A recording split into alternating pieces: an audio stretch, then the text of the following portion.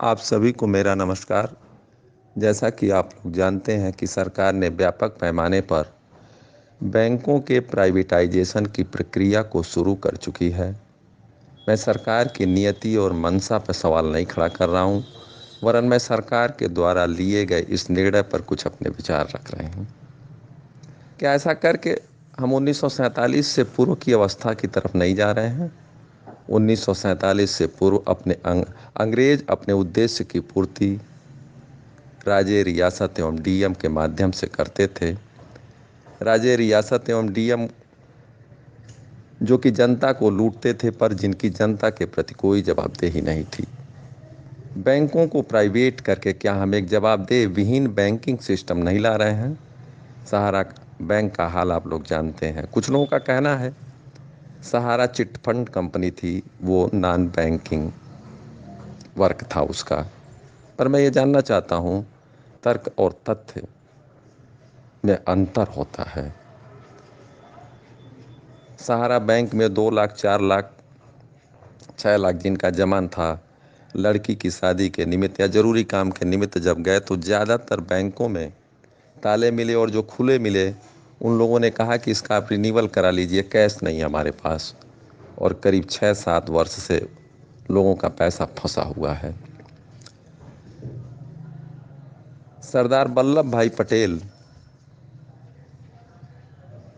ने राज्य रियासत को भारत सरकार में मिला करके एक मजबूत देश की के निर्माण के लिए नींव रखा, वरन राज्य रियासतदारों के तिजोरी का भी भारत सरकार में विलय किया और एक मजबूत अर्थतंत्र के निर्माण में भूमिका उन्होंने अपनी निभाई।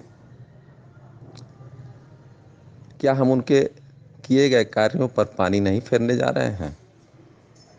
कुछ लोगों का कहना है कि पश्चिमी देशों में प्राइवेट बैंक हैं, तो क्या वो बर्बाद हो गए? सही है, वो बर्बाद नहीं है। लेकिन हम भारत की तुलना अमेरिका से नहीं कर सकते हैं श्रीमान जी। हमें अपने देश में 2 रुपए किलो चावल बंटवाना पड़ता है। हम अपने आर्थिक स्थिति की तुलना अमेरिका से नहीं कर सकते। क्या अमेरिका का कोई घोटालाबाज दुनिया के किसी भी देश में जा कर के मुंह छुपा सकता है? जबकि पिछले कई दशकों से भारत का इतिहास यही रहा है कि यहाँ के घोटालेबाज विदेशों में भाग जाते हैं। हम जानते हैं कि वो किस देश में है, फिर भी हम उन्हें वापस नहीं ला पाते हैं और न पैसा वसूल पाते हैं। एक जवाबदेह विहीन बैंकिंग सिस्टम को ला करके समाज में आर्थिक अस्थायित्व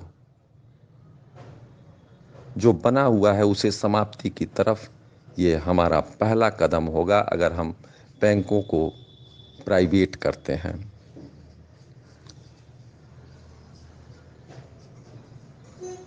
मोदी जी ने संसद में स्वीकार किया है कि काला धन करेंसी यानी नोट के रूप में उत्पन्न होता है, लेकिन अंतिम पड़ाव उसका सोना या जमीन होता है। मैं सरकार के इस फैसले से पूर्णतः सहमत हूं कि काले धन पर अंकुश लगाया जाना चाहिए। अगर जरूरी हो तो जमीन एवं सोने की निगरानी पैन कार्डों से माध्यम से जोड़ करके की जा सकती है, और 1 रुपए भी जो काला धन जनरेट होगा, अगर इस देश में वो कहीं अस्थायित्व प्राप्त कर रहा है तो उस पर निगरानी करके उसे खोजा जा सकता है और कड़ा आर्थिक दंड दिया जा सकता है ऐसा करने वालों को। मैं सरकार की मंशा पर कोई सवाल नहीं खड़ा कर रहा हूं। मैं सिर्फ इतना ही कहना चाहता हूं कि बैंक अन्य संस्थानों की तरह नहीं है। ध्यान रहे, मैं रेलवे के प्राइवेटाइजेशन का विरोध नहीं कर रहा हूं, सिर्फ बैंक का। बैंक सेना, पुलिस और न्यायपालिका की तरह हमारे समाज में अस्थायित्व प्रदान करते हैं, आर्थिक अस्थायित्व प्रदान करते हैं। शिक्षक, डॉक्टर, किसान, मजदूर, जब इन सभी लोगों को ये लगेगा कि बैंकों में पैसा रखा हुआ मेरा सुरक्षित नहीं है, तो समाज में एक हताशा और सुरक्षा की भावना पनपेगी जो किसी भी दृष्टिकोण से सही नहीं होगा। ध्यान रहे, मैं रेलवे के प्राइवेटाइजेशन का विरोध नहीं कर रहा हूं। मैं बैंक को सेना, पुलिस एवं न्यायपालिका के समानांतर मानता हूं, क्योंकि जिस तरह से सेना, पुलिस और न्यायपालिका की वजह से हमारे देश में अस्थायित्व रहता है, ठीक उसी तरह से बैंक की वजह से हमें आर्थिक अस्थायित्व प्राप्त होता है। मैं मानता हूं सरकार का काम व्यापार करना नहीं है, परंतु बैंक के काम को मैं व्यापार नहीं मानता हूं। वरन सेना, पुलिस और न्यायपालिका की तरह ये समाज में एक आर्थिक अस्थायित्व प्रदान करते हैं, सुरक्षा की भावना को जगाते हैं। अतः मेरा निवेदन है सरकार से कि मैं रेलवे के प्राइवेटाइजेशन का विरोध नहीं कर रहा हूं, सिर्फ बैंक के प्राइवेटाइजेशन का विरोध कर रहा हूं। बैंक जिस कारण, घाटे की वजह से बैंक आज प्राइवेट किया जा रहा है, अगर प्राइवेट बैंक घाटे में जाएंगे तो क्या होगा। अतः मैं सिर्फ इतना ही अपनी बात को कहना चाहता हूं कि बैंक के प्राइवेटाइजेशन की प्रक्रिया आत्मघाती हो सकती है हमारे देश के लिए। इसके घाटे की वजह को तलाश करके हमें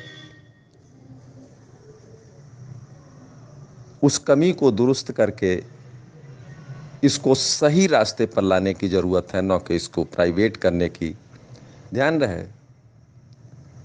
रेलवे के प्राइवेटाइजेशन से सरकार में देश में असुरक्षा की भावना नहीं आएगी।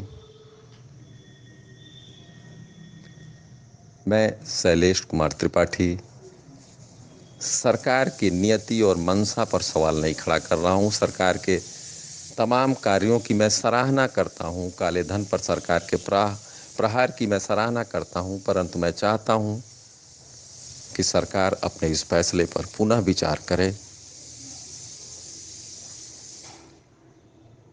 धन्यवाद।